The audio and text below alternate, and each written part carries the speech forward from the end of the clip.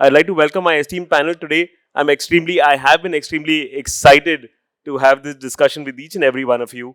Um, for the audience today, we sit across a very interesting topic. The topic is about blending academic learning with vocational skills. And the first question that comes to mind is, why are we really talking about vocational skills, right? So today, before I go on to all our panelists, I would just like to set the stage in terms of my thoughts on why we are really talking about vocational skills. And the reason why I see that we have the need of blending academic with vocational skills, particularly in K-12, starts from the recent employment report that we saw, which says that only 51% of our graduates are employable. So the challenge is, how do we go out and make these individuals who are going out and spending so much of time in education, but how do we ensure that they become employable? And also, for our country, about 65% of our population is under 35. So again, going forward, we are going to have more and more people coming into the workforce, and the question is, how do they become employable? So we do need to bridge the gap. And as a country, we have awoken to the situation. The NEP talks about early exposure to vocational education. Am I right? We've all gone through this. So we've sort of awoken to the situation that uh, vocational training is required. So I think I'm not going to really ponder much on the question that, is vocational education really required? Looking into this, the fact that vocational education is required, we have the MSDE, the Skill Development Institute, set up various councils and frameworks. We have the National Council of Vocational Education and Training that's set up. We also have the National Qualification Framework that has been set up. In addition, we have the National Credit Framework that is set up. Today, as we discuss with this esteemed panel, I would like to understand from each and every one of you how these frameworks or these councils, how effective they have been. If you could share some more light on that, that will be really good, because we keep reading a lot, but if today we can sort of understand where we really are and where we need to go, I think we will all move back with some more insights. With that, I think for each of the panelists, I will just share one question and then have you speak about it for a couple of minutes, and then we'll sort of have more questions from this audience. Does that work for the audience? Yes. Okay. So starting off with Miss Yasmin, I know that you head the Belvedere Spring School. You're a Cambridge affiliated school. I would sort of love to know more about how the Cambridge board allows more skill development, and adding on to that, something that I feel really close to, about the role of education in increasing happiness. You mentioned that I ran through your website, so would love to know, how does vocational education blend in that space? Would love to have your thoughts, ma'am. Hello, I am Miss Yasmin from Belvedere Spring School.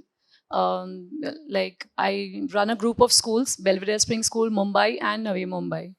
Now, when I set my school, say 20, 25 years back from now, that was way back in 2003, I had a different vision altogether about setting up the platform for education. So right from the beginning, I was focused towards, my vision and mission was inclined towards vocational education. So it was never a school where you would just leave your children and, be worried about them. So it would be definitely where they would come back with a set of skills. So this was way back in 2003 when we did not have the NEP 2020. So that vision pulled me through many years. When 2010, I expanded my school, my pre-primary, into a full-fledged school, that is Belvedere Spring School. That time, I was running helter-skelter for affiliations of boards. That was the time when Cambridge happened in India. That is 2010, we had very few schools. Maybe the names very familiar with you all would be Vibgyor and Billabong. So all these schools were already running Cambridge curriculum. Now for me, what attracted me towards the Cambridge curriculum was that it gave me a lot of scope where I could bring in my vocational skills, and whatever I was teaching was aligned with it. So Cambridge actually gave wings to my dream. So I said, okay, this is a curriculum where I could not be very monotonous in the classroom, do not have only the chalk and talk method. I would just the way the children were loving it. Like for my school, we have that organic gardening plant where we actually ask the children to sow and grow organic vegetables in school and probably cook and eat it for their lunch. So this is something I'm talking about Mumbai, where we have space constraint, and yet we used grow bags in our windows of the school to have this thing coming in. So whether it would be gardening or maybe a bit of carpentry or plumbing or maybe the electric work or anything under the sun, wherein the skills of the child, the life skills which came into the picture, that okay, now when we go ahead in life, we need some skills to go forward with. So that is where I took the Cambridge affiliation, and Cambridge was aligned. Cambridge gave me space to research, to have a classroom which is not dull, drab, monotonous, just chalk and talk, only run after academics or only have a mark sheet at the end of the day. Teachers worried and all these things were not there. I could just have a lot of time doing many things and then yet coming up with all the academic skills that were needed. Regarding the happiness quotient, I would like to add here is that end of the day, you as educators or as parents, we would only want a happy, confident child facing the society. Whether it's skills, whether it's vocation, whether it's academics. We would, end of the day, figure out our child to be happy. If he is happy or confident, we love the whole feel of it. That they can face the challenges of life, they are not depressed or they don't know how to go and get these solutions. So that is where when a child comes up with, okay, this and this was the thing, but I handled it. I was equipped enough to handle it. That is what we as parents and as educators want. So when the happiness quotient is catered to, I think we have done our job and we are successful enough in that. Thank you. Lovely. Thank you so much, ma'am. Moving on to Mr. Viraj, Aventura International School.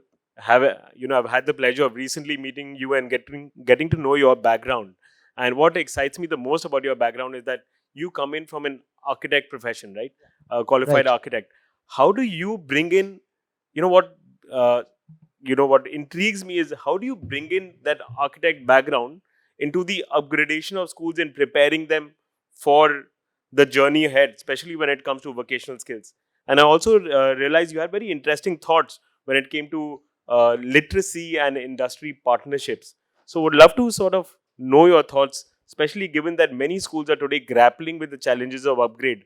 So, if you can shed some light on that. Good evening, all. I am Viraj Desai, Chairman, Aventura International School.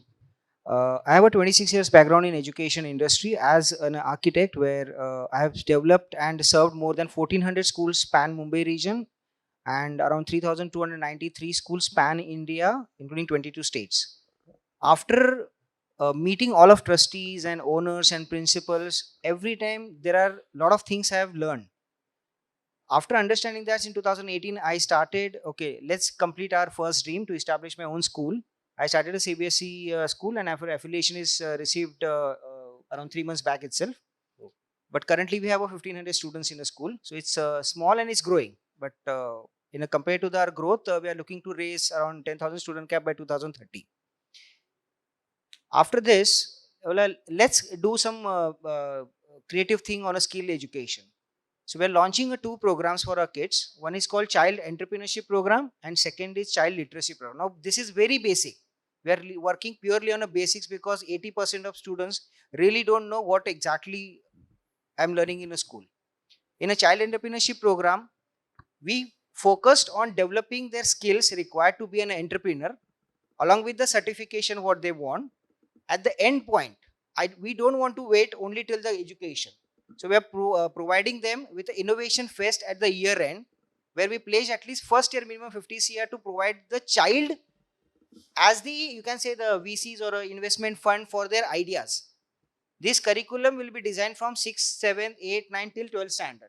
So every year child can work on his own idea, on his own business plan, and just pressing into innovation fest till he gets these investment. Lovely. That's the first point. But if you say the entrepreneur skills, we are talking only for a 20% of our students who are looking for be an entrepreneur. What about the 80% who are looking for a quality jobs? So for them, we are bringing the literacy drive. Now, literacy drive is a comprises of four skills: financial, career literacy, which is based on a multiple intelligence, social literacy, and a legal literacy, because all these 4 skills are required to reach out the success of your career. Without anything missing, you will lose your career or you lose your business, if I'm not wrong. Absolutely. Yes. Now, being as an architect, I have developed a lot of different concepts. I've developed the mathematics labs, I developed the social labs, I developed the science labs, or n number of things.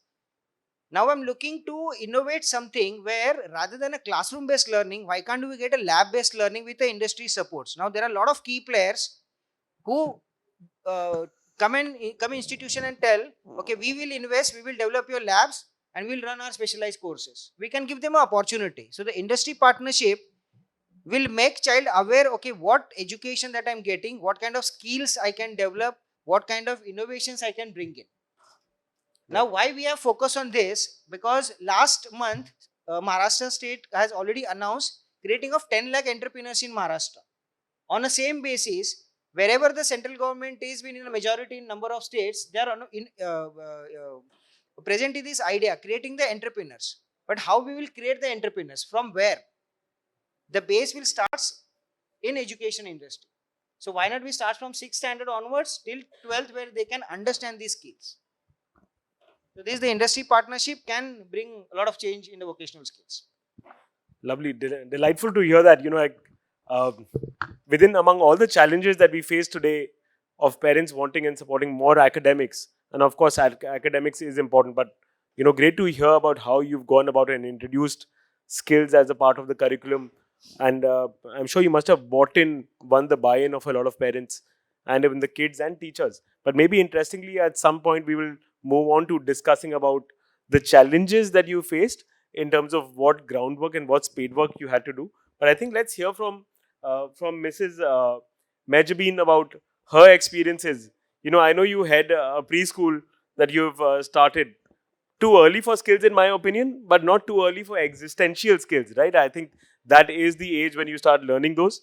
I also feel that, a journey well begun is a job half done. So, on that context, would sort of love to know your thoughts in terms of how do we really begin this job well?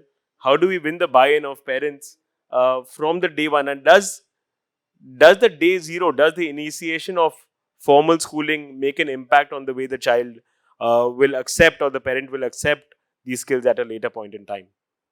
Hello everyone, my name is Mehjabeen Nadaf Khan. I'm an early childhood educator and a learner, and I'm a owner director of BlueBird Preschool, Pune. It is scientifically said that 90% of brain is developed during the first 3 years of age, in which newborn baby, when the baby is born, the actual brain size is 25%. And when the baby is turned 2 to 3 years, the brain is developed around 90%. And when the child is of 8 years, the brain is developed around 97%. And remaining 3%, what we all are struggling with. So when 90% of brain is developed or formed during these preschool years, I found this, or we have an immense responsibility to ensure that every child should get a strong foundation.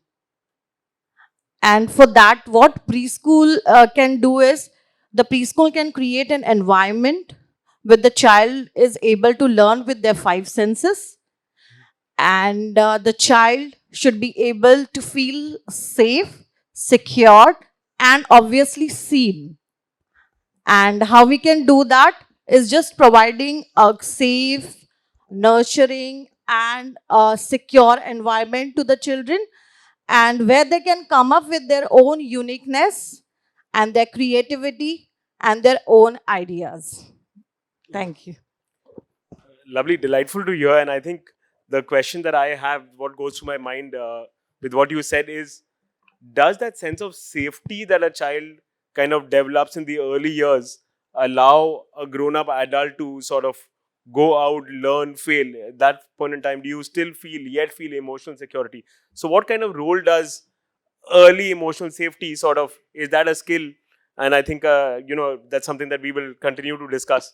Before I hear from Dr. Ajit, really fascinated by having you on the panel, because you have not only the K-12 experience, but your experience spans over and above K-12, going on to college as well. So you can see the transition of skills moving on to more towards the employability and how that goes ahead. And not only that, I believe that you've done a lot of research globally. So you've had that wide exposure, and it would be great for us to learn from a global context in K-12, and also from the context of someone who says, okay, I really know the inputs that you provide and the kind of hard work that I have to do later.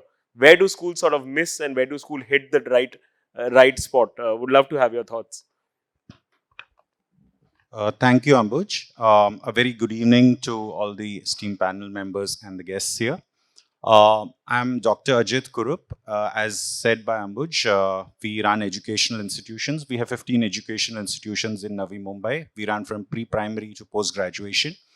The mission and the vision of our society and Tilak group of institutions is that of holistic development. In the same context, I had the opportunity of traveling and studying schools and colleges in Europe and in Australia. And in the process, one thing which struck me is the importance of vocational education and how vocational education can help in holistic development. Every country has its own set of challenges, so I'm not trying to say that they are better or we are not. What I'm trying to say here is that there are certain things which I found good, which we could implement. And NEP 2020 is a very important platform for us. And I think it will definitely ensure that we are far better than any other country in days to come. So one thing which I observed, which I would like to share, is a very clear demarcation in terms of the curriculum between life skills, soft skills, and vocational skills. So vocational skills here is basically from a career point of view, not only from a job perspective, but also to be a job creator and for giving job opportunities to others. So here, as mentioned by one of the panelists, the digital literacy part became very important. You might learn culinary skills, but how to ensure that you run it in the form of a business.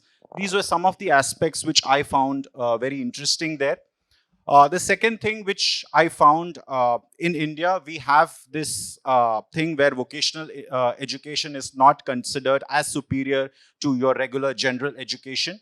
And probably that needs to change over time. And that is something which I found there, that there is a flexibility to shift from regular academics, that is, could be your science, it could be your commerce, arts, into vocational and back. So today in India, we have the credit-based system, which with these credits, it's possible in future where a student can take up vocational subjects and complete them in future once he's working as well. So there are a lot of opportunities today with NEP 2020 where we can leverage on the power of having vocational skills in future. So this is one thing which I observed. The another thing which I observed was that we, in terms of our qualification, after 11th or 12th, we get your HSC or your senior secondary grades. Now, what I have seen over there is they have dual qualifications. That is, you have your regular high school diploma, which they call it. Along with that, a vocational qualification certificate also. And for example, in Australia, they have the AQF, which is similar to our NSQF, where the qualifications are very well specified so that the student can continue his graduation, post-graduation in a seamless manner without getting stuck anywhere. I think these were some of the important lessons and learnings. And I think in today, as rightly said by Ambuj, 51% with having only employable, there is a good opportunity through vocational skills where we can increase this employability rate. And today, India is a digital hub. The way AI is progressing, I'm sure in future we will become an AI hub. And with the kind of vocational skills, if we can implement it at a lower level, which I'm sure many of the schools today are doing, introducing coding, Python programming, and there are, like mentioned, digital literacy. All these things will definitely enable us to ensure that our kids today have a holistic experience of learning, and they will be much better employable in the future. Lovely, thank you so much. It's great to know about how certain other countries are doing this really effectively.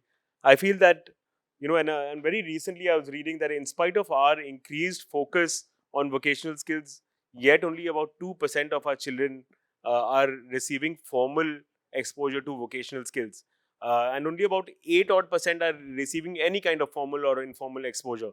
So would love to sort of know, and any of you could answer that what are the challenges that we face, and if any of you have overcome those challenges. So I mean, my question would be that what are the challenges that we face to introduce these vocational skills in school, if not only in classroom, and what are the roadblocks and how do you overcome those, if anyone would like to sort of. Having faculties, a good teacher training program, having trainers to give this particular thing, I think there is a dearth of it. Secondly, the kind of funding to set up a vocational institute, I think, is something which will, it's not easy to procure. So these two, in my view, are some of the key challenges. I'm sure the other panelists would like to add. So the biggest challenge in this, earlier when we into the schools, our lectures was around, if I'm not wrong, 40-45 minutes. Right. Nowadays the lecture reduced to 35 minutes. We have a set format of curriculum. Okay. So what we suggest that, okay, rather than innovating much more, we can use that curriculum itself to develop the skills. Mhm. You need okay, if you see you have a 40 students in a class, everyone is not capable of learning maths, everyone is not capable of learning science. You define the students' intelligence. That might be an interesting solution to understand which students are good into their which skills. If you define that internally, that is more easy to understand the child's development, skill development. Lovely. So in some sense you mean the assessment methods, the rubrics that we follow need to be upgraded somewhere down the line. I feel that many of the boards are starting to work more in terms of changing the report card format, changing the methods in which we sort of go out and score or communicate the child's development. Right? We see scores as a way to communicate the child's progress. I'll So just like to add. absolutely. Yeah, so I would say the most important challenge here is our mindset. So when we send our children to school, then sometimes even if the school tries to implement a certain structure which is not totally academically inclined, and we are looking at vocational training and all, there would be a parent mindset which would say, no, the portion is not completed, the teacher gets burdened by it, and so there's no patience level, or there's nothing that, okay, we are all moving towards a very good change, keeping in mind the NEP 2020 and keeping in mind that whatever is coming to our classrooms, the teachers may also not accept the change. They will say, no, it's too much of a hard work. End of the day, we have to complete our portion. If you go back, say 15 years back or something, we would have graduates just sitting at home and, they don't know, they cannot figure out that which career path have we taken and where we are leading to. If we ask them that what are you looking forward for, say we just not thought about it, so they would be idling away their time. And so after having completed their graduation, a person does not know that where he has to head to. That's really very sad. So as early as say in grade 6, if we have something like in my school, we have the junior MBA program, which is again, and leading them to be the young entrepreneurs and then going for. So there is the skill involvement right from grade 6. You could have your report card changed completely, the assessment pattern changed completely to this vocational and skill development pattern, and it's so very important, and it's the call of the hour. At least at the grade 9th or 10th, our children should choose their subjects and go ahead with it. Okay, now at the pre-grad level, I'm going to do this, and post-grad, this will be my study. So that would be a clear path for the child to understand if we start as early as grade 6, tapping their skills and aptitude. Yeah. One point I would like to add here is, as mentioned about the curriculum, I think is the role of industry in developing the vocational curriculum. I think that is something which is lacking. There needs to be some kind of incentive where children should be allowed to do some kind of apprentice in the industry. Because as since we were speaking about a global perspective, in Germany there are vocational schools where a part of the week the children, they come to school, they learn the traditional theoretical aspect, and the rest of the day they go in the industry, they work in the company, and they actually practically apply what they have learned. I think that's a concept which I believe we should introduce here in some form or the other. I'd like to end this discussion with a very interesting thing. Uh, in month of January itself, we are launching one educational e-commerce platform called aschools.in, where the child, with the completion of this academic vocational learnings, they are open to the enormous industry, because we have a data of more than 8 lakh institutions pan India and more than 4 lakh of companies who serves to education industry. So the child has a exposure to those industries where they can easily connect what I'm studying. Do I have any exposure connect to an industry? They can find. Absolutely. So I guess to summarize, I would say that I heard that one is evolving our own mindsets as parents. A second point is that the training is really important. To impart training to children, we need to first impart training to our teachers. Finally, of course, you need to build out infrastructure which requires funding. And then the fourth point is about the role of industry, right? Can we have outside people come and participate in this journey? With that, I'd like to throw the floor open to the audience. If the audience has any questions, we would like more interaction and more questions. I think that will make it more fun. Any questions from the audience?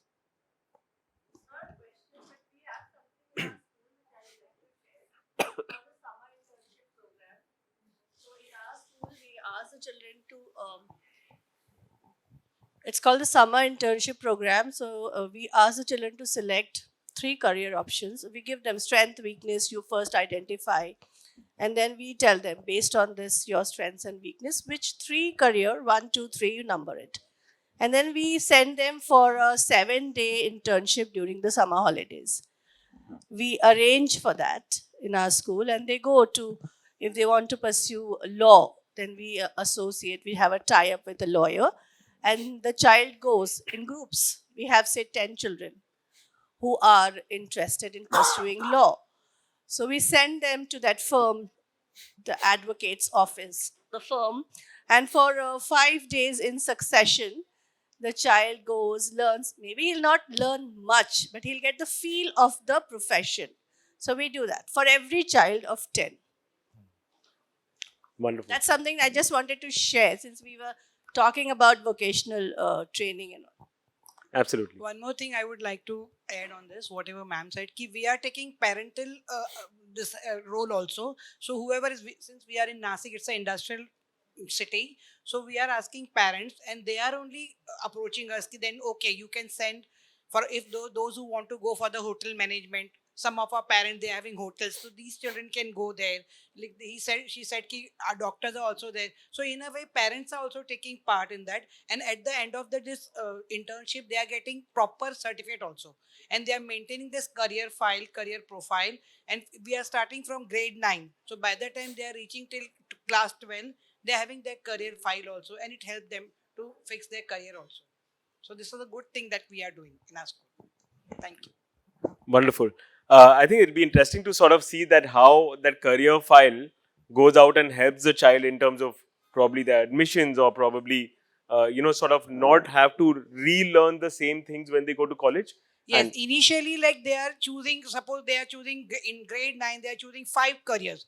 But then slowly, gradually, they are filtering their choices and all that. So in that way, by the time they are getting in 12th, they are filtering and they are fixing their mind. Okay, out of these 5 career, I am okay with this one. So this is how we are helping them to go move ahead for their career and all that.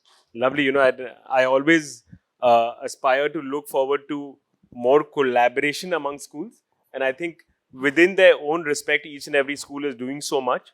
But sometimes if we can sort of find a forum to collaborate a lot more, and great to hear about your new forum that you are planning to come up with, that ensures more collaboration among schools. With that, any other questions from the audience? Anyone or would like to share any insights, their experiences?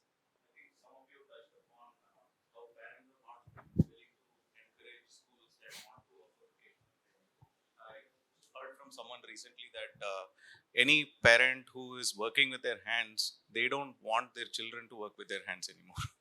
That's the attitude that parents have, and I think that's a big challenge that every one of you is facing.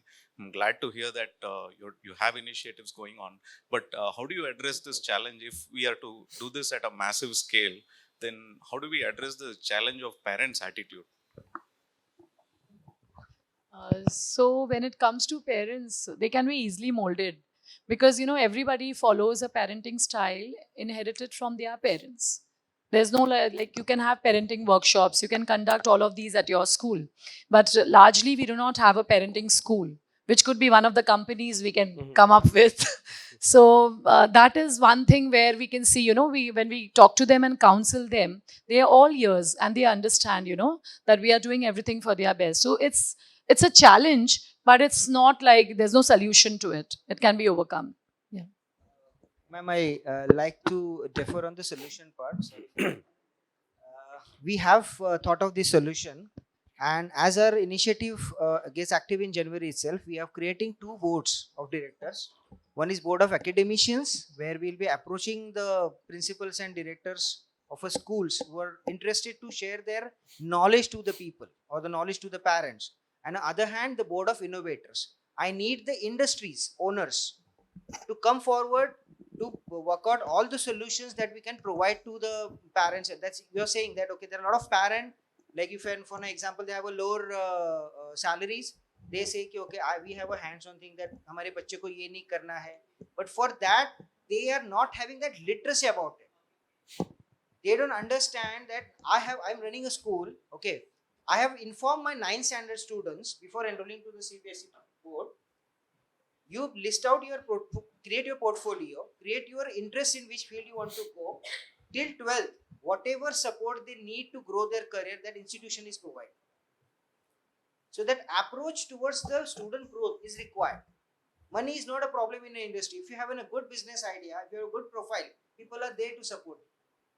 There are a lot of industries, they are like coming with the, okay, we are giving you a lab development, you develop the lab, we will fund that lab. Institution don't have any expenditure on it. Now it's time to institutions to create that opportunity. Absolutely. In next span of 6 months, sir, you are getting a list of 4 lakh of companies. You can approach anyone, whatever with your ideas, your career profiles, your job profiles, everything. When you say the development of entrepreneurship, we are giving them not the certification, with the funding support. If you failed in the innovation phase in a 6th standard, approach at the 7th standard, approach at 8th, 9th, 11th, 12th, till you get that. If your idea is good. And when you say that, okay, if for example, from your school, if 10 students are selected for being an entrepreneur with the funding support, the name of organization also rises. Just to add to what Viraj said, see, the problem with vocational earlier on was that it is associated with ITIs, where you had carpentry, fitting, all these things as the what is vocational. I don't think that is the same today. As in terms of time, things have changed. Today, coding is a vocational skill. So it all depends on how we are able to probably convince the parents, number one. Number two, I think it is also important that through NEP and other measures, we should incentivize students who take up vocational skills should be given higher weightages in terms of grades, because unfortunately in India, a lot of things is associated directly or indirectly with grades. So I think that's again something which could be done. But what is important is we identify which are the good vocational skills based on the child's intellect, on the child's ability and skills, and accordingly, as an institution, as a school, try to explain to the parent that this is what your child is really good in, and from the child's betterment point of view, this is what you should take. So I think that will go a long way. I would like to add as sir says, I believe is partnership, a strong partnership with the parent is plays a vital role, because there should be a transparency between the parent and the school, and then only we can able to share our ideas and exchange our views and thoughts with them. Uh, Lovely. I think great thoughts. And what sort of inspires me the most is that the kind of optimism that I see among all our panelists in terms of, you've probably tried many things, you probably failed, you missed the mark somewhere, but you come back again and then you're trying and succeeding. So I think that spreads a very positive message across to more and more institutions. And, I think I would invoke the audience that anyone who would probably like to explore something new across their schools, please do reach out to any of the panelists, and I'm sure they would be happy to guide you or sort of share their experiences. With that, I have one final question, maybe first to the panelists and then also to the audience. My question is that, given a choice, would you reduce the weightage of written questions in an examination and increase the weightage of practical skill assessments from what it stands today? Starting from you, ma'am. So I have already done that. So it all started when I started with having a project week, wherein we would assess that. So parents would say that just before the written assessments, how you're having a project week, ma'am. So I said, so as sir said, grades are very important, so I incline it towards grade. So I said, so and so marks will be allotted for this as well. So that is how I made the written assessment a little lesser in weightage than the practical assessments and where skills were involved of the child. So that is how project does not mean only your scientific projects or anything. It would deal with anything. Like suppose it was like I spoke about the junior MBA, so it could be a proper business with the children would want to put it up as their brand and take it forward. So it would be some project like that. So based on that, the marks were allotted, and that is how and it was seen that they would fare better in their written as well, because practically they have already done the deed. So that was the way it was. Fabulous. In our school, it's very new in terms of all of you. So, but we have started some interesting things. We're communicating all the higher grade parents, 8, 9, 10, basically to focus on the child intelligence and what we can offer them towards their career. So, as in early years, I believe in no examination, but yes, we do track a progress of the child in terms of their creativity and uniqueness. Lovely. I think, Ambuj, your original question was with regards to the writing aspect. I think COVID has been a game changer. Children really do not like to write those long answers. It's in points or as an exam which is objective is really well appreciated. I think in some form or the other, we have all tried to mold ourselves post-COVID era to ensure that things are more practical oriented. As ma'am said, more projects, case studies. I think it is an evolution which has been there over a period of time, I'm sure. So the answer to your question in short, yes, we have reduced the amount of writing. Lovely. From the audience, with a quick show of hands, what would your answer be? Those who have would say, yes, we would like to reduce more written. We would like to reduce written. Can you raise your hands and just get a poll? So we are sort of 50-50. We are sort of midway there. I think it's always great to have good dialogue, and it's always great to have sort of a healthy balance where we agree, but we do also agree to disagree on certain things. To summarize our discussion today, I would like to say that, we've realized that many schools and many institutions and institution leaders have come up and started implementing such skills and skill development in their organizations. They've also been able to win the trust of the parents to implement their experiences. But the journey has just begun, right? I think what needs to be seen is the number and the quantum of participation from students. Is that across the board, or is that remaining to a very small segment of your classes? And let's hope that we can sort of collectively try to solve this problem of employability, and that once your children are out, they are absolutely employable, and not only employable, but also employing across the journey. From my side, I would like to thank you, everyone, all the panelists and the audience for your patient ears. Thank you so much.